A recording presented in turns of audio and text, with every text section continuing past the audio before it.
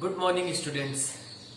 आज हम देखेंगे poem animals class 10th CBSE की जो बुक है फर्स्ट फ्लाइट, उसकी जो पोइम है एनिमल्स, उसके बारे में। तो देखो, सबसे पहले देखते हैं प्रीफेस है वो क्या कहता है। तो देखो, लाइन टू लाइन मैच करना और लाइन टू लाइन एक्सप्लेनेशन करने की कोशिश करेंगे। तो देखो, फर्स्ट लाइन जो प्रीफेस है वो क्या कह रही है। The poet tells us that he feels more at home with animals than humans whom he finds complicated and false. What the poet is going to explain in the preface. The poet tells us that he feels more at home with animals than humans. What is the meaning of feels here? To experience an emotion or other mental state, to understand something. It means the poet wants to explain that he feels better at home not with human beings but with animals, कि animals के साथ में वो जो घर में है ज्यादा बेटर फील करता है, अर्थात बजाय किसके रहने के, ह्यूमन बींग्स के। अब देखो, जो पोइम है उसको लाइन टू लाइन देखेंगे। जो फर्स्ट स्टेंजा है पोइम का वो क्या कह रहा है, देखो। I think I could turn and live with animals, they are so placid and self-contained. I stand and look at them long and long.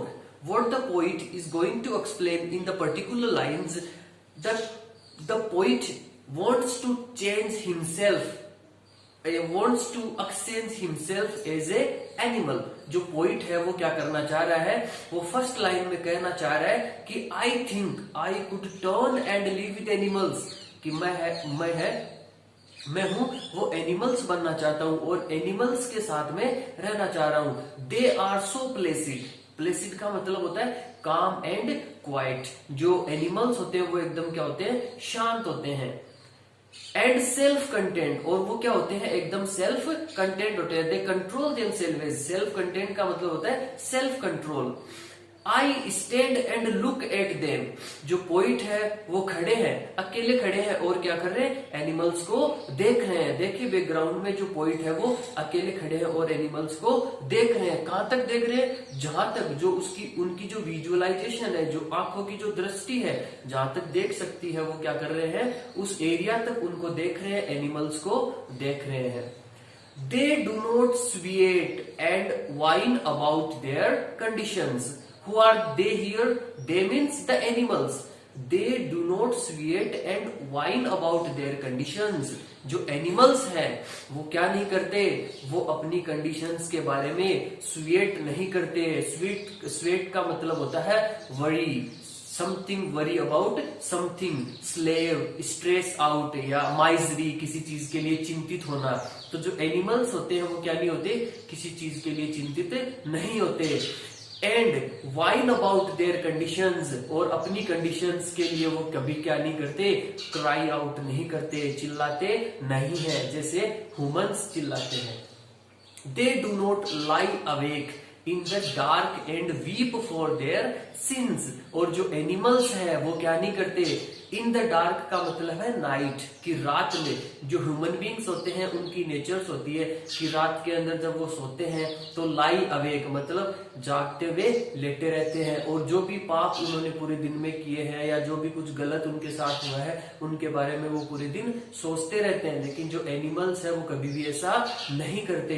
They do not lie awake in the dark and weep for their since, क्या नहीं करते, animals कभी भी रात को जागते नहीं है और अपने जो सीन्स, जो भी पाप उन्होंने कमिट कर लिए या जो भी गलती उन्होंने कर ली या उनके साथ जो भी कुछ गलत हुआ है उसके बारे में कभी रोते नहीं है।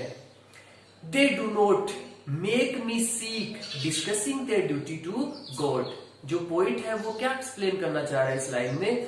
They do not make me seek, कि एनिमल्स होते हैं वो कभी भी आपको क्या नहीं करते, सीक का मतलब होता है किसी को हर्ट करना, परेशान करना, कि जो एनिमल्स हैं वो बिना किसी कंडीशन, बिना किसी कारण के आपको क्या नहीं करेंगे, हर्ट नहीं करेंगे। जब तक कोई एक एप्रोप्रिएट जो रीजन नहीं होता, जब तक आप उनको टॉर्चर नहीं करते हो तब तक वो आपको क्या नहीं करेंगे, हर्ट नहीं करेंगे। लेकिन unlike humans always keep on torturing the another people, जो पोइट है वो क्या कहना चाह रहे हैं कि they do not make me sick discussing their duty to God, कि वो कभी भी क्या नहीं करते, मुझे हर्ट नहीं करते। अर्थात जो एनिमल्स होते हैं वो कभी भी ह्यूमन बींग्स को बिना किसी कारण के हर्ट नहीं करते।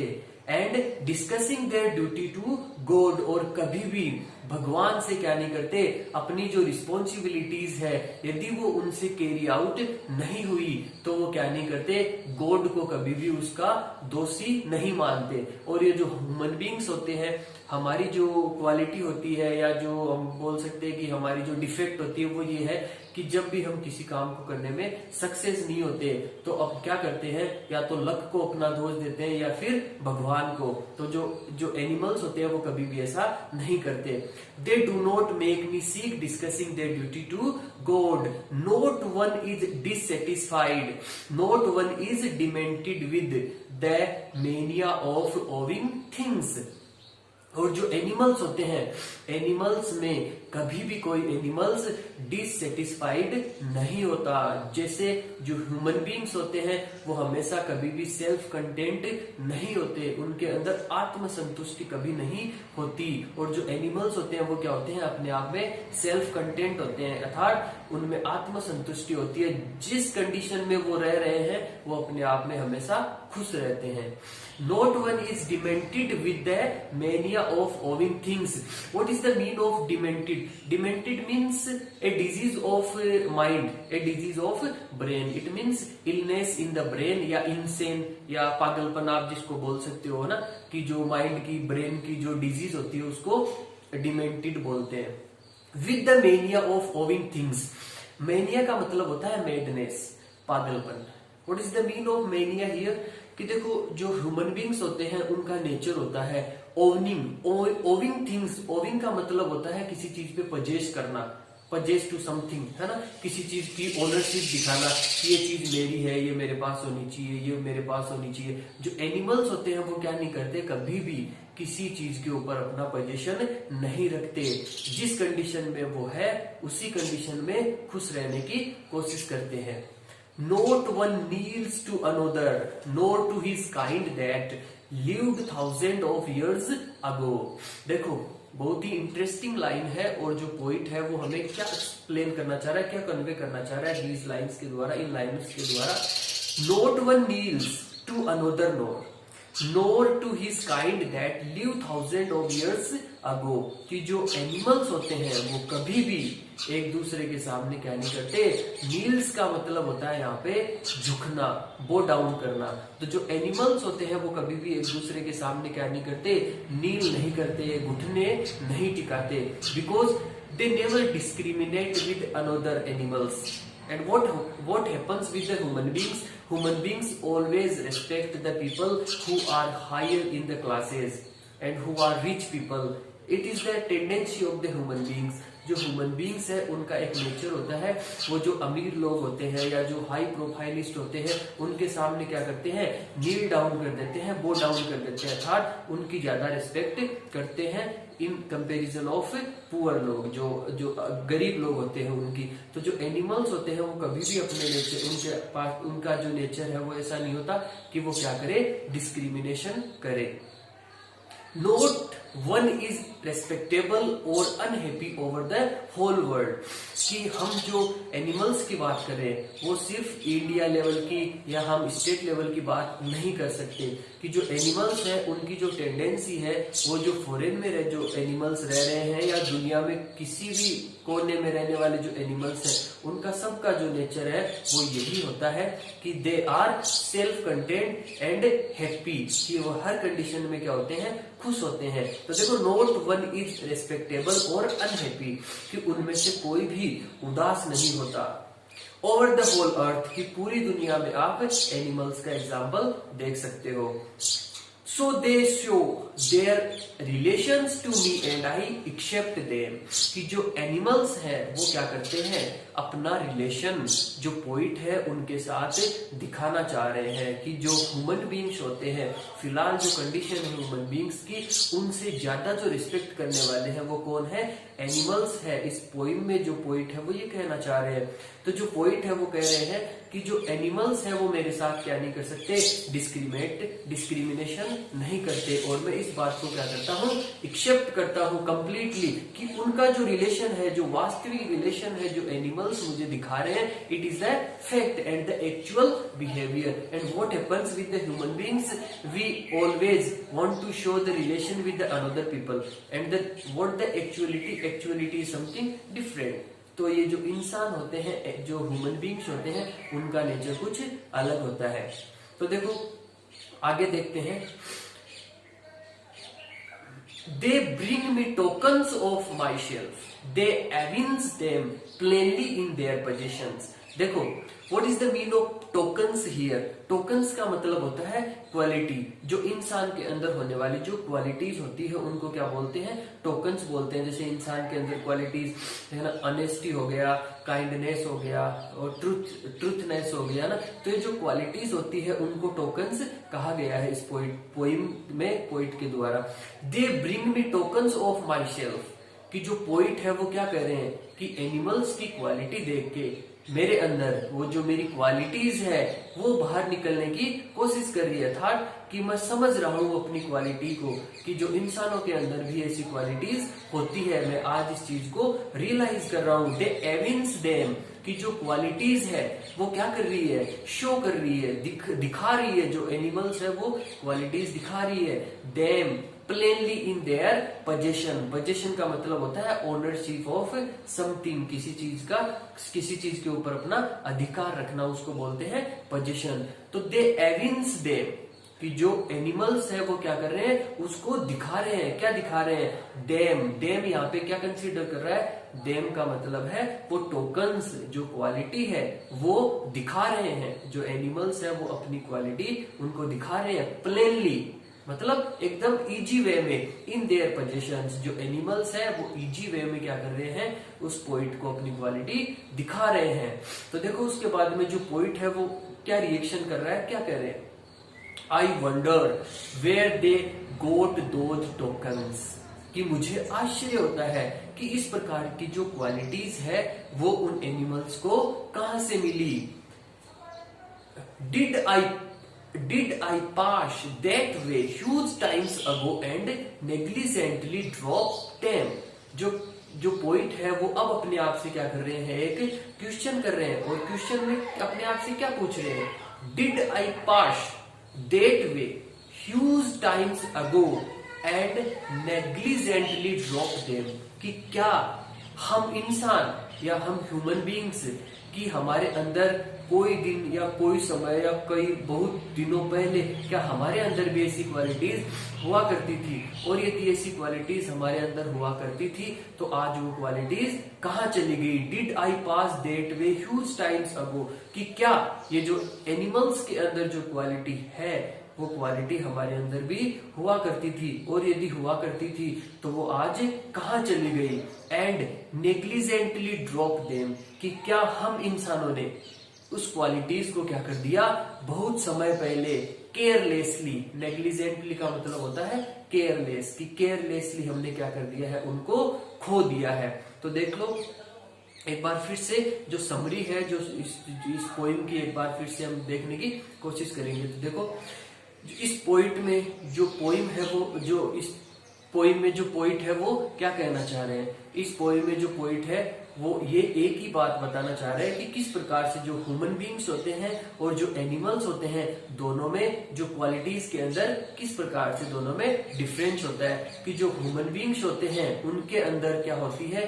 मतलब डिस्क्रिमिनेशन, अनटचेबिलिटी और जो काइंडनेस दिखाने की जो क्वालिटीज होती है वो क्या होती है? सारी की सारी एकदम फॉल्स होती है। लेकिन जो एनिमल्स होते हैं दूसरी तरफ, वो हमेशा क्या करते हैं? एक्चुअल रिएक्शन करते हैं। Human beings are greedy and full of jealousy against each other and they show discrimination and untouchability, but in the another hand जो जो एनिमल्स होते हैं वो ऐसा नहीं करते।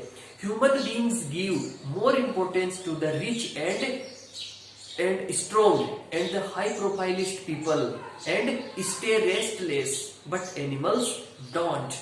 Human beings run behind luxurious things. जो ह्यूमन बींग्स होते हैं वो क्या होते हैं, लग्जूरियस थिंग्स के पीछे दौड़ते हैं, ऑफ द वर्ल्ड की दुनिया में जितनी भी जो कंफर्ट है उसको पाना चाहते हैं, लेकिन ऐसा एनिमल्स नहीं करते।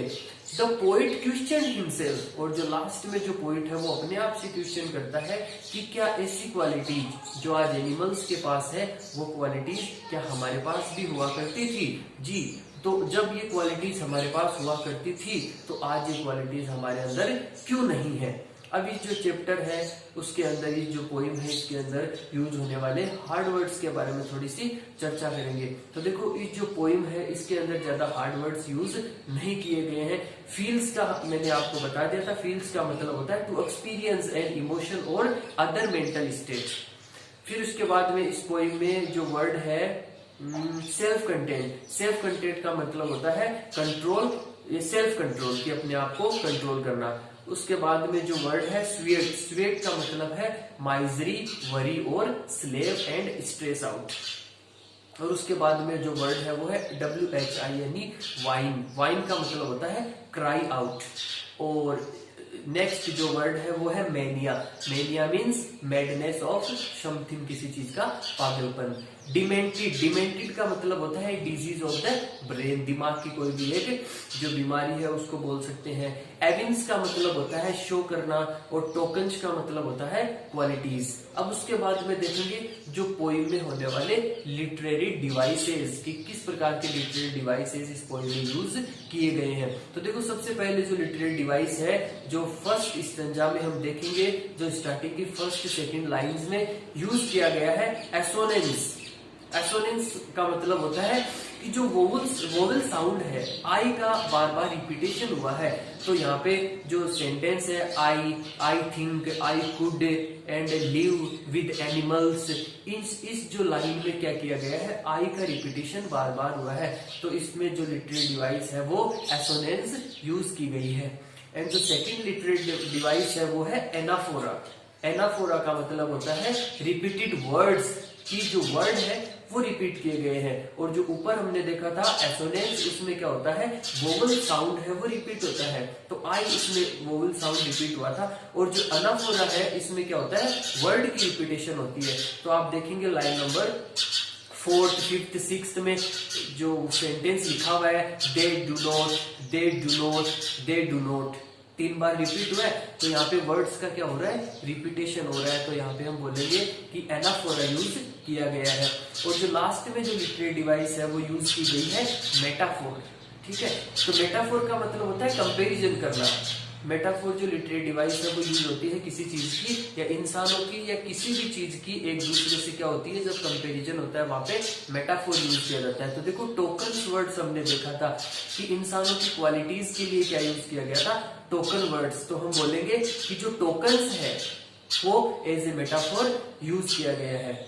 तो आई होप ये जो पोइम है आपके समझ में आई होगी। और कोई भी चैप्टर या कोई भी पोइम आपको लगे कि आपको समझ में नहीं आ रही है या आपको जरूरत है किसी पोइम या चैप्टर की समरी बनाने की या उसको समझाने की, एक्सप्लेन करने की, तो आप कमेंट करके हमें बताइएगा और हम कोशिश करेंगे उस पोइम को या चैप्टर को अपने इजी वे में सिंप्लीफाई करके आप तक पहुंचाने की। Thank you.